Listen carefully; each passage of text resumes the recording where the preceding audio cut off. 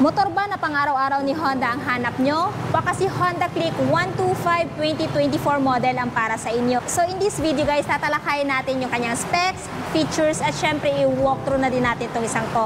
At alamin na din natin guys yung kanyang presyo, yung kanyang SRP, down payment, at monthly installment. Kaya naman tara, samahan nyo akong ikutan tong scooter na to. Let's go! So ito guys, yung bagong labas ni Honda pagdating kay Honda Click 125. This one is yung 2024 model. Pero yun nga lang, hindi ito yung tinatawag nilang special edition, which is naka matte brown yung kanyang mags at matte brown din yung kanyang grab bar. So kung mapapansin nyo guys, same lang din siya nung kulay ng scooter ko na naka matte black. Yung pinakaiba nga lang nito doon sa older version, pagdating dito guys is naka two-tone siya, no? So mapapansin nyo, dito is before white yung nandito and ngayon is naka black na. Tapos dito is as is pa rin naman, ganun pa rin naman, wala pa rin naman pinagbago.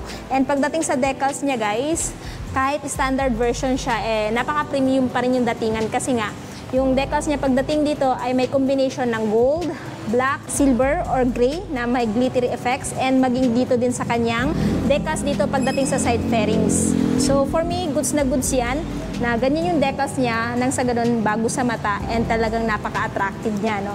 Para siyang may pagka-elegant looking yung itsura ng decals niya at talagang nabagay sa kanyang paint. Ayan. Ito kasi yung old version guys, yung last year na nilabas, which is color is white and orange combination.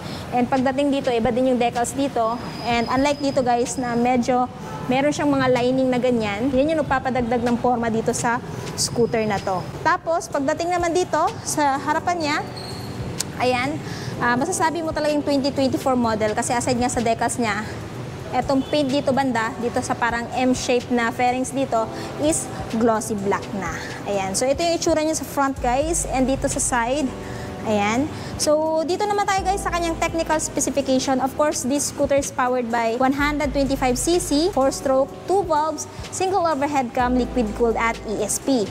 Meron siyang lakas na 8.2 kilowatts at 8,500 RPM. And syempre, meron din siyang hatak na 10.8 Newton meter at 5,000 RPM. So, yung nagustuhan ko dito kay Honda Click guys, kung bakit siya yung binili kong motor last year, napakalaki ng fuel tank niya, no? Aside sa looks niya, given naman talaga na pagdating sa looks niya guys, talaga mapapamangha ka kasi naka-OLED na siya, tapos naka-liquid cooling system pa siya, and at the same time, naka-fully digital instrument panel na siya. Yung isa sa nagustuhan ko dito guys is meron siyang malaking fuel tank capacity, which is, ito yung kanyang fuel tank, 5.5 liters. Plus, siya po ay napaka-fuel efficient dahil kaya niyang umabot up to 50.3 km per liter. Ayan. So, sa akin, yung sa Honda Click ko, minsan umabot ako ng 54 km per liter, 55 km per liter, pero it may vary pa rin kasi guys sa throttle habit ng driver. Kasi usually pag pupunta ako dito, magbablog ako, yung takbo ko lang is na sa mga 60, 70, kaya umabot ako ng 50 plus. Pero kung mabilis yung takbo ko, like mga 90, 80, sometimes umabot siya ng 50 or 49 km per liter. At isa pa sa nagustuhan ko dito guys, meron din siyang malaking under seat storage which is 18 liters. And yung aking Honda Click guys, napakabit ako ng bracket, no? Bracket for top box.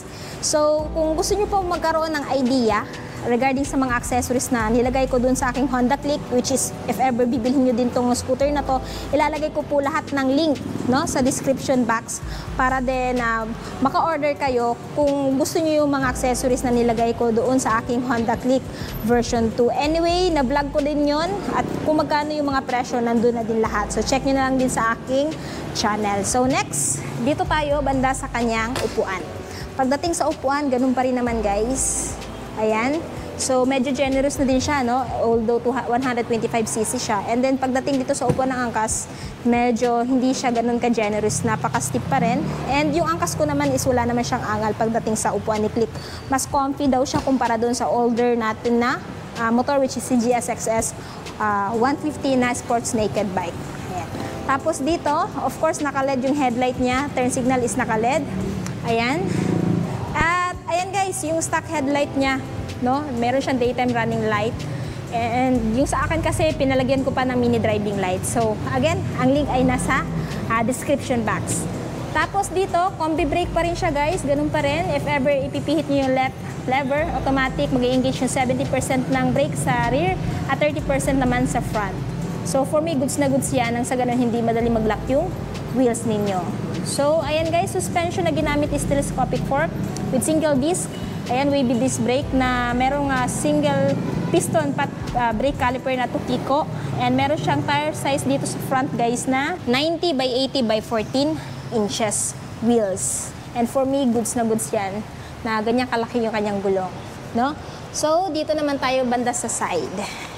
Ayan, ito yung looks niya dito sa side, guys. Kita nyo naman, napaka-elegant ng datingan, no? Tapos dito, sa kanyang handlebar, dito sa kanyang dashboard, of course, naka-fully digital instrument panel siya. So, inverted siya, guys. Instead na puti yung kanyang light is, ayan, navy blue. And yung information meron dito is speedometer, odometer, time, ayan, fuel gauge, tapos meron siyang dalawang buttons dito. Yung pindutin natin to. Trip A, trip B, trip A average, saka voltmeter. So, napaka-importante na may voltmeter kasi dyan mo ma-check yung battery health ng motor na to. Tapos, yung total ng tinakbo, and bumalik na siya sa dati. Tapos, ito yung kanyang turn signal indicator, guys. High beam, low beam indicator, ayan. Dito sa right side, pagdating dito, yung button dito, guys, is ayan, electric start. And dito sa left side is high beam, low beam. Yun yung kanyang horn. Turn signal switch off. And yun lang yung buttons dito. Kasi yung sa akin guys, nag-upgrade ako ng button or nag-upgrade ako ng mga switches and buttons doon. Ang domino tie switch. Pinalagyan ko kasi ng pass light. Yung sa akin, tsaka yung hazard light. At tsaka para din sa akin, mini driving light at tsaka horn.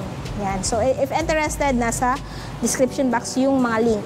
Tapos dito, eto guys, eto yung bukasan ng seat. Tapos, eto madali lang to magasgas guys. Yung sa akin gasgas yung dito banda, pero meron to siyang plastic para ma-prevent yung paggasgas dito. And again, nilagyan ko din yun ng cover sa akin. So kung if ever interested kayo, nasa description box yung link. Ayan, pinopromote ko na din guys para magkaroon kayo ng idea kung ano yung mga accessories na in-upgrade ko kay Click. Ang nagustuhan ko din dito guys, isa pa sa nagustuhan ko sa Click is meron siyang built-in charging port which is USB na siya. No need ka nang maglagay dito ng USB adapter. Diretso saksak mo na lang yung wire ng phone mo dyan at automatic habang nagra-ride ka is, ayan, nag-charge yung phone mo. So, convenient yan kung grab rider ka. Lalong-lalo na kailangan mo talaga ng pagsasaksakan ng phone mo pag nagra-ride kayo. Ayan. Tapos dito, yung footboard niya guys, dyan mo pwede ilagay yung mga pinamili mo, ayan, mga plastic, maliit na karton. Depende na lang sa inyo guys kung anong trip nyo ilagay dito. Ito yung apakan nyo, of course. Nilagyan ko din ng cover yung sa akin, no? Which is naka-rubberized na din. Ayan. Tapos meron siyang utility hook dito, pero dito wala, no? Tapos dito guys, banda dito, ayan, equipped na din siya ng ACG which is alternating current generator. Pag pina-andar nyo to, tahimik na lang. Wala na kayong maririnig na engine sound. And for me, goods na goods yan. Tapos nandito yung foot peg ng angkas. Siyempre yung kanyang tambucho na may heat guard na matte black. Tapos sa suspension na ginamit sa likod is monoshock unit swing suspension. Drum brake pa rin. Ayan. Tapos meron siyang tire size guys na 100 by 80 by 14. Again, sa mga nagtatanong guys, this one is tubeless tire. Pagdating naman sa tail guys, siya po ay equipped ng LED tail light at saka turn signal light. So for me, goods na goods yan. Ayan, kita nyo naman yung lights. Visible siya kahit daytime. And sa pagkagabi guys, napakalakas ng buga niyan. And of course, may ilaw siya ng plaka dito. May reflector pa rin para mas visible kayo pagkagabi. And yung plate holder. Ayan. So, ito po yung back view ni Honda Click. So pagdating naman sa timbang, siya po ay merong timbang na 112 kg. So kahit lady rider to guys, napakadali lang nitong i-maneuver. So ngayon naman, pag-usapan natin yung seat height at saka yung ground clearance kung abot nyo ba. So pagdating naman sa seat height guys, meron siyang seat height na 769 at ground clearance na 131 mm. So sa height ko na 5'5 guys, kita nyo naman abot natin. So if ever meron kayong height na kahit 5 flat, kaya nyo pa rin itong abutin. Ayan, medyo nga naka-tiptoe tayo. And for me, goods na meron siyang mataas na seat height para din doon sa may mga taller height, hindi na din kayo mahirapan sa pag-maniobra or pag sakay dito kay Honda Click 125. And at the same time, kung mayroon ka namang shorter height, abot na abot nyo pa rin to for sure. Kahit 5 flat, no? 4'9", kaya nyo pa rin itong abutin. Anyway, napakadali lang naman itong i-maneuver. Ayan. So, meron din siya malawak na turning radius. So, meaning kahit sa mga traffic, napakadali nitong isiksik. Pero hindi ko siya nire-recommend, guys. So, ngayon, talakayin naman natin yung kanyang updated price. Ang SRP niya po, guys, is 81,400. Ayan, medyo mahal siya ng konti doon sa 2023 model. Pero kahit ganun pa man, konti lang naman yung difference.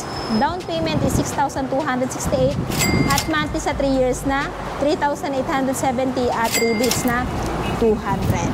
So yun na guys, natapos na nga natin ikutan si Honda Click 125. Ano yung masasabi nyo sa bagong modelo ng motor na to?